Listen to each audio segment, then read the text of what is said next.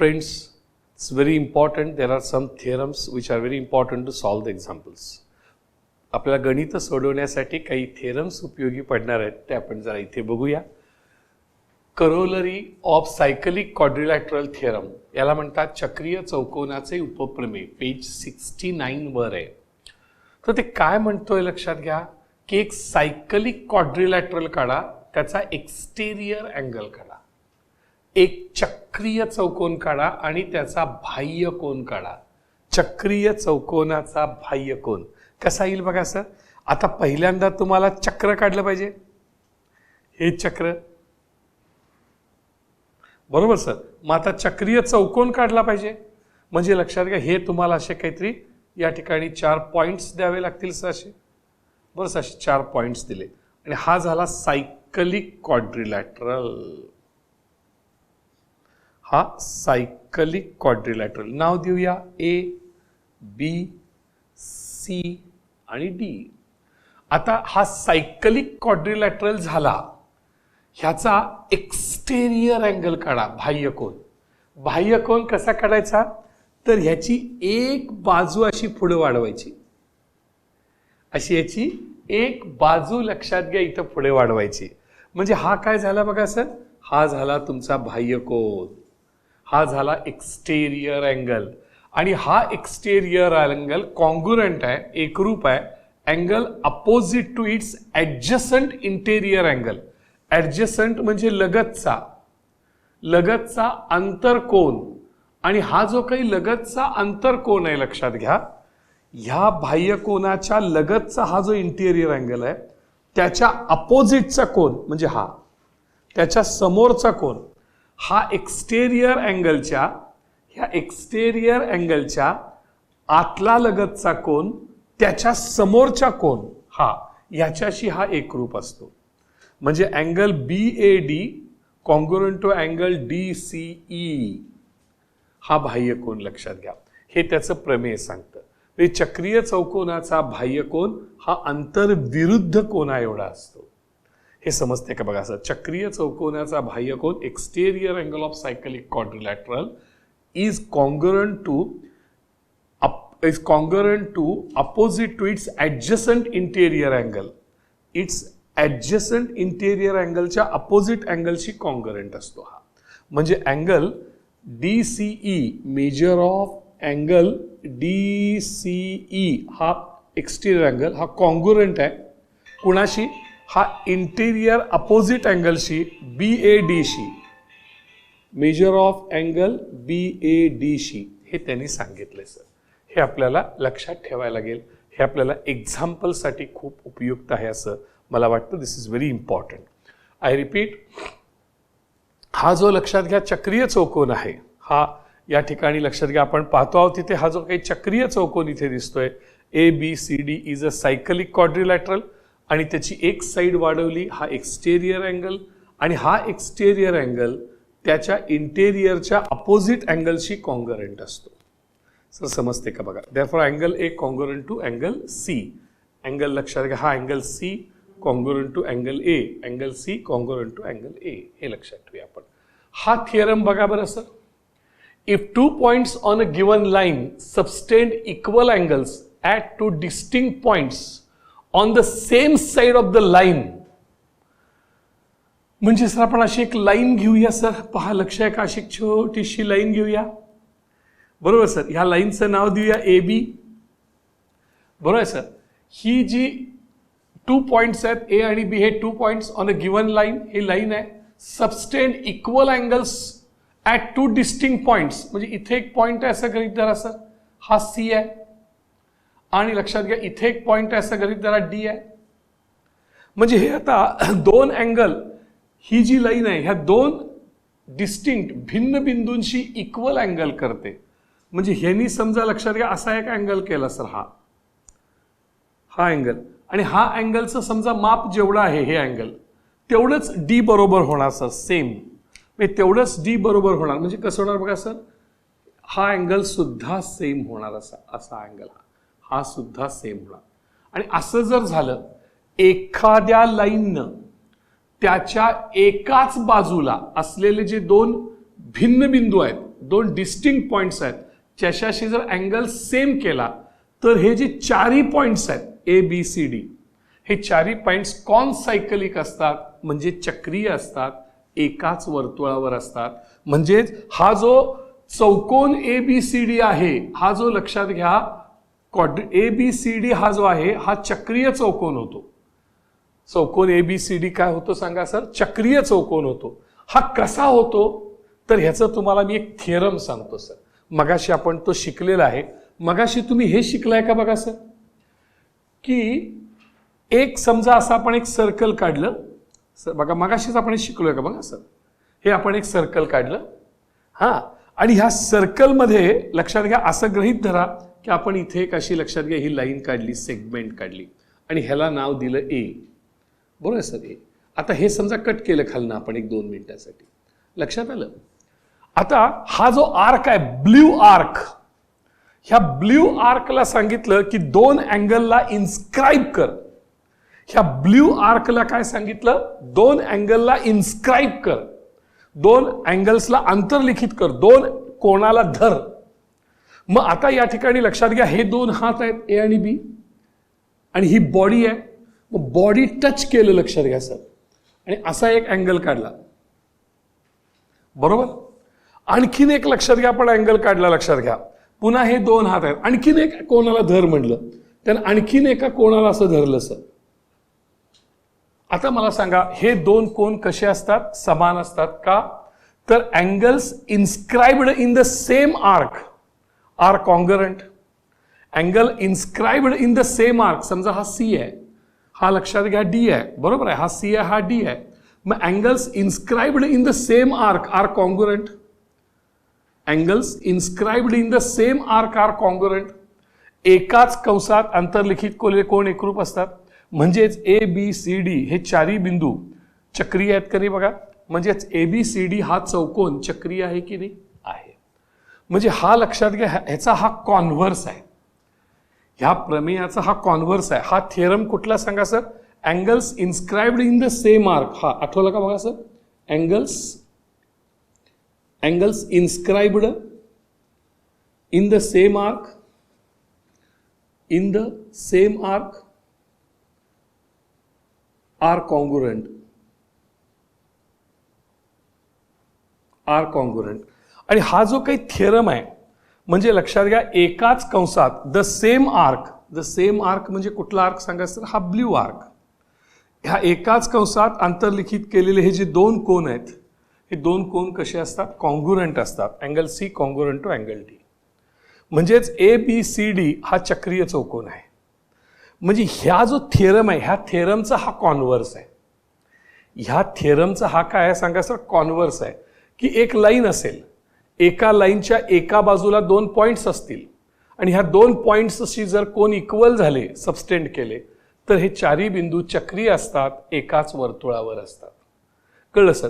एखाद्या रेषाखंडाने त्याच्या एका बाजूला असलेल्या 2 बिंदूंशी समान कोन केले तर ते चारही बिंदू एकाच वर्तुळावर असतात असं त्यांनी म्हटलंय.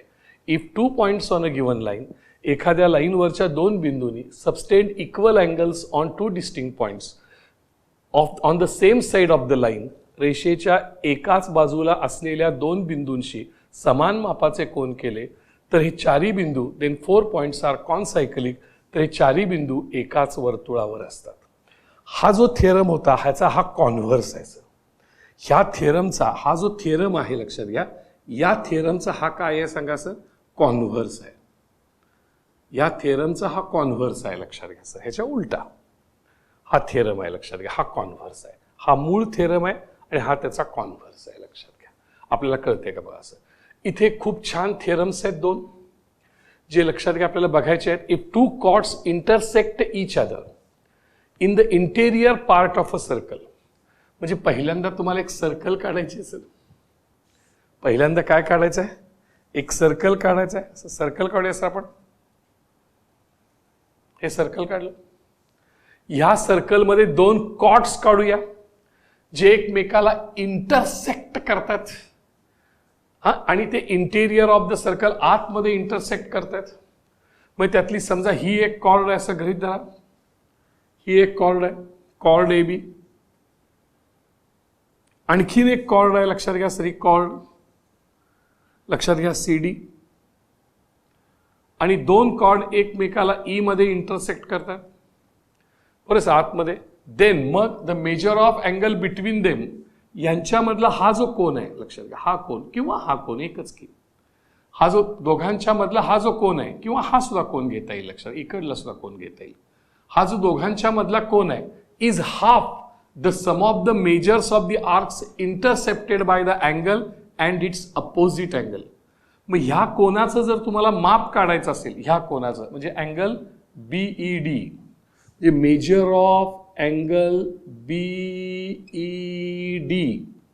Major of angle BED, measure of angle BED is equal to, हे काढायचं असेल तर half of measure of arc, कुठला आर्क सांगा सर, हा मेजर ऑफ आर्क बीडी, हा मेजर ऑफ आर्क बीडी, ह्या arcs intercepted by the angle, ह्या कोनानं इंटरसेप्ट केलेला जो काही आर्क आहे तो measure of arc BD plus त्याची बेरीज करायची, लक्षात घ्या सम म्हटले, सम म्हणजे बेरीज, अँड इट्स अपोजिट अँगल, ह्याच्या विरुद्ध कोनाने या ठिकाणी इंटरसेप्ट केलेला हा जो आर्क आहे, ह्या दोन आर्क्सची बेरीज, major of arc AC, major of arc AC. पुन्हा एकदा बघा सर, हे दोन कॉर्ड्स आहेत, हे दोन कॉर्ड्स एकमेकाला, दोन जीवा आहेत, ए बी ही जीवा आहे, सी डी ही जीवा आहे, दोन कॉर्ड्स आहेत. हा इंटेरियर अँगल आहे, आतला कोन आहे, आणि ह्या कोनाचं माप ह्या दोन कंसाच्या मापांच्या बेरजेच्या निम्म असतं. ह्या कंसाचं माप अधिक या कंसाचं माप आणि त्याच्या निम्म म्हणजे हा कोन येतो, लक्षात घ्या. आणखीन तुम्हाला असंही सांगता येईल, लक्षात घ्या, की समजा तुम्हाला ह्या कोनाचं माप काढायचं आहे, हा कोन सुद्धा ही कॉर्ड ए बी आणि ही कॉर्ड सी डी ह्याच्या मधलाच आहे. मग त्याचा हा जो इंटरसेप्टेड आर्क आहे तो हा एक आहे ए डी, आणि त्याचा हा एक इंटरसेप्टेड आर्क आहे, लक्षात घ्या हा एक आहे, बरोबर आहे सर, हा एक इंटरसेप्टेड आर्क आहे, हा आर्क. मग ह्याचं माप या दोन कंसांच्या मापांच्या निम्म असतं. म्हणजे कसं होईल बघा sir, measure of angle AED, measure of angle AED, हे एईडी वरचं किंवा खालचं हे सुद्धा is equal to half of measure of arc AD, measure of arc AD कंस AD plus measure of arc CB, measure of arc CB. समजते का बघा, जर दोन कॉर्ड्स एकमेकाला इंटरसेक्ट करत असतील in the interior part of the circle, वर्तुळाच्या आतमध्ये जर दोन जीवा एकमेकांना छेदत असतील तर त्याच्या मधला हा जो कोन आहे, या कोनाचं माप ह्या दोन कंसांच्या मापांच्या बेरजेच्या निम्म असतं. ह्या दोन जर जीवा असतील, ह्या दोन कॉर्ड्स असतील, त्याच्यामधला ह्या कोनाचं माप, ह्या कोनाचं माप या दोन कंसांच्या मापांच्या बेरजेच्या निम्म असतं. हा कंस अधिक हा कंस त्यांच्या बेरजेच्या निम्म. हे तुमच्या लक्षात येते का बघा सर. आता इथं आणखीन एक थिअरम आहे सर इथे. If two lines containing two chords intersect each other outside the circle. आता दोन लक्षात या रेषा आहेत, त्याच्या जीवा आहेत, त्याच्यामध्ये कॉर्ड्स आहेत आणि ते बाहेर छेदतात. बघा सर कसं होईल. आता समजा हे एक सर्कल आहे, बघा सर हे सर्कल आहे, खूप छान. आणि लक्षात घ्या दोन कॉर्ड्स काढूया आपण. समजा ही एक कॉर्ड आहे, ही बाहेरपर्यंत गेली कारण ती बाहेर छेदणार आहे. आणखीन एक कॉर्ड आहे सर, आणखीन एक कॉर्ड आहे, ही ती पुन्हा बाहेर गेली आणि बाहेर दोघं छेदतात. आणि बाहेर छेदल्यामुळे लक्षात घ्या इथे छेदतायत हे. लक्षात घ्या ह्याला आपण ए म्हणूया आणि लक्षात घ्या ह्याला आपण नाव दिलं बी, ह्याला नाव दिलं सी, ह्याला नाव दिलं डी, ह्याला नाव दिलं ई. आणि ही जी ही पहिली कॉर्ड आहे सर, ही कॉर्ड बी सी, ही कॉर्ड ई डी, हे दोन कॉर्ड्स बाहेर छेदतायत, बाहेर छेदतायत. तर हा जो ह्या दोन कॉर्ड्स मधला टू लाईन्स कंटेनिंग, ही लाईन आहे, ही एक लाईन आहे, ही एक लाईन आहे, containing two chords intersect each other outside the circle, हे दोन एकमेकाला वर्तुळाच्या बाहेर छेदत असतील तर then the measure of angle between them, याच्या मधला हा जो कोन आहे या कोनाचं माप between two lines is half the difference in the measures of the arcs intercepted by the angle. ह्या कोनानी लक्षात घ्या, जो काही इंटरसेप्ट केलेला हा आर्क आहे, या कोनामध्ये सापडलेला हा जो काही आर्क आहे, लक्षात घ्या, हा जो काही कंस आहे, ह्या कंसाच्या मापाच्या वजाबाकी, डिफरन्स वजाबाकीच्या निम्मा असतो. ह्या कोनाचं माप या दोन कंसांच्या वजाबाकीच्या निम्मा असतं. मगाशी ह्या कोनाचं माप या दोघांच्या बेरजेच्या निम्म होतं. ह्या कोनाचं माप या दोन कंसांच्या बेरजेच्या निम्म होतं. आता ह्या कोनाचं माप दोन कंसांच्या वजाबाकीच्या निम्म. म्हणजे कसं होईल बघा बरं sir.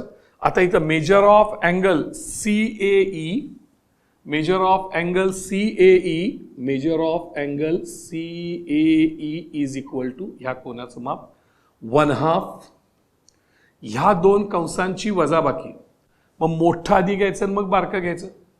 Measure of arc CE, major of arc CE minus major of arc BD minus major of arc PD. Sir समजते का बघा.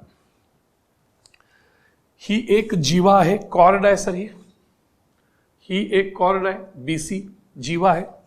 ही एक कॉर्ड आहे ED, बघा सर, ही एक कॉर्ड आहे ED. हे दोघं एकमेकाला बाहेर छेदतात. ह्याच्या मधला हा जो कोन आहे, हा कोन A, ह्या कोनाचं माप ह्या दोन कंसांच्या मापाच्या वजाबाकीच्या निम्म असतं.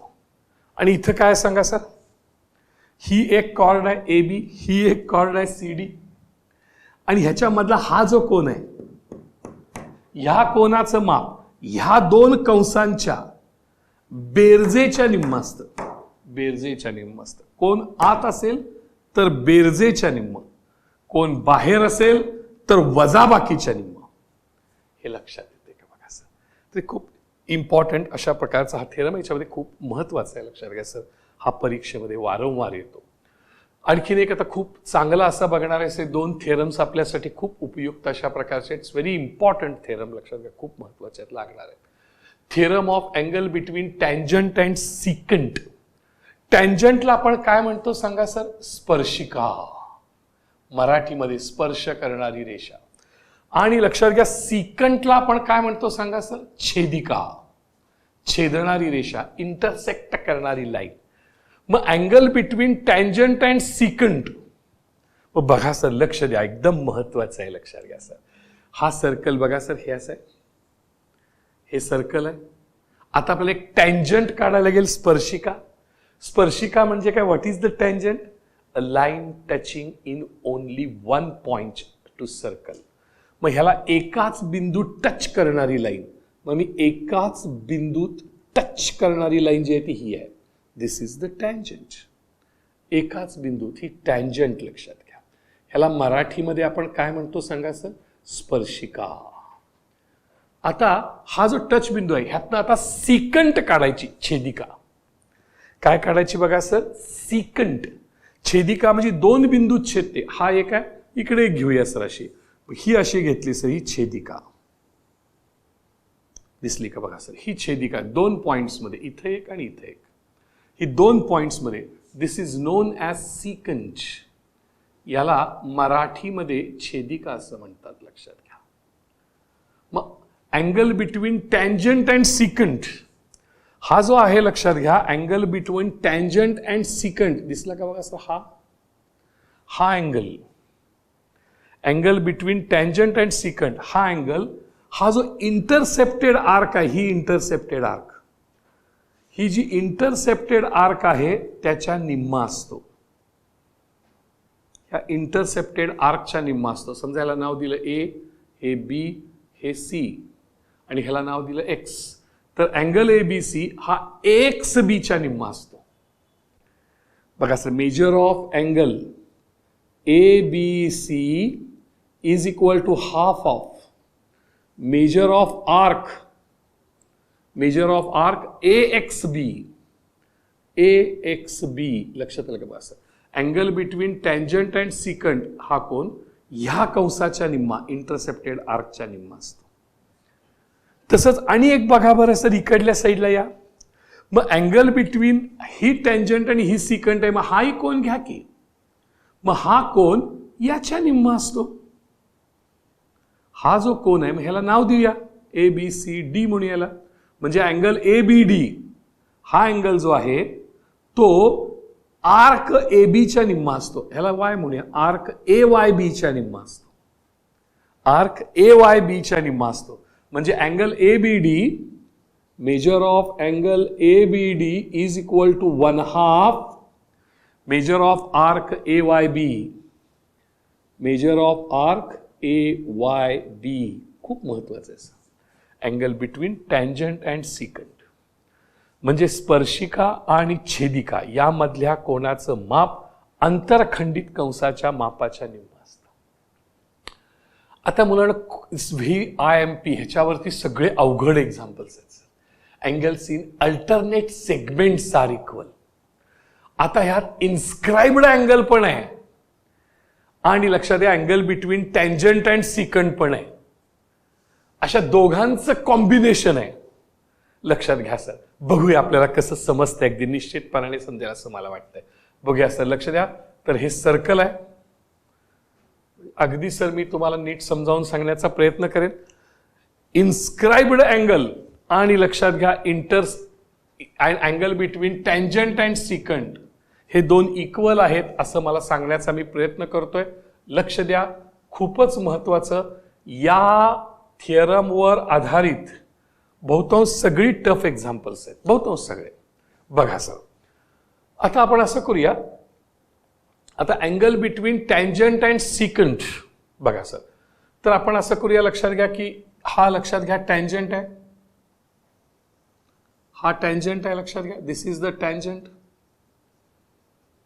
बरोबर. आणि हा अँगल हा सिकंट घेऊया सर.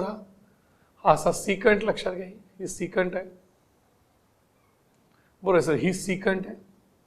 बरोबर. मग ह्याला नाव देऊया. लक्षात घ्या. हे A, हे B आणि हे C. बरोबर sir. Angle between tangent and secant हा याच्या निम्मा आहे. हा याच्या निम्मा आहे.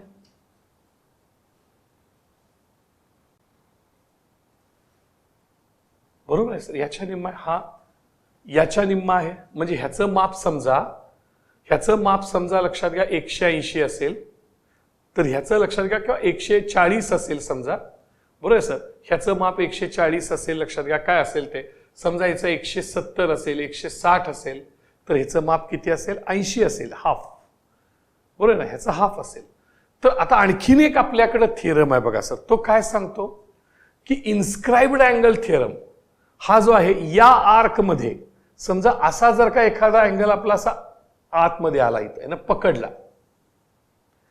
ह्या आर्कनी ह्याला पकडला तर हा इन्स्क्राइब्ड अँगल झाला सर.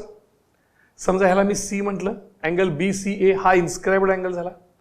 आणि हा इन्स्क्राइब्ड अँगल ह्याच्या निम्मा होतो. इंटरसेप्टेड आर्कच्या निम्मा होतो. हा 160च्या निम्मा हा काय होतो 80. म्हणजे हे दोन अँगल सेम झाले. हा इन्स्क्राइब्ड अँगल आहे. समजते का बघा सर. अँगल ACB हा इन्स्क्राइब्ड अँगल आहे. बरोबर आहे sir. Angle ACB is inscribed angle. Inscribed angle आहे. अंतर्लिखित कोण आहे. ह्याला काय म्हणायचं सांगा सर. अंतर्लिखित कोण.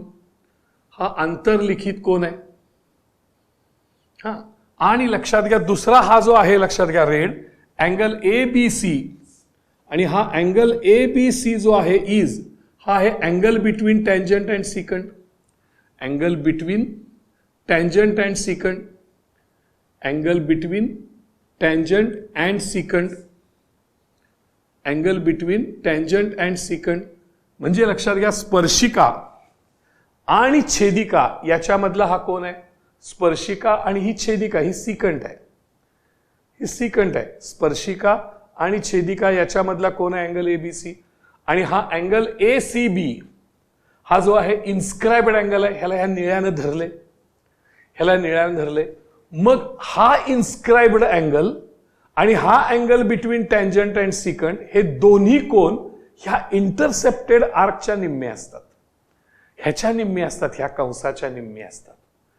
मग हे जे दोन अँगल्स आहेत, हे दोन अँगल्स ह्याला अँगल्स इन अल्टरनेट सेगमेंट्स म्हणतात.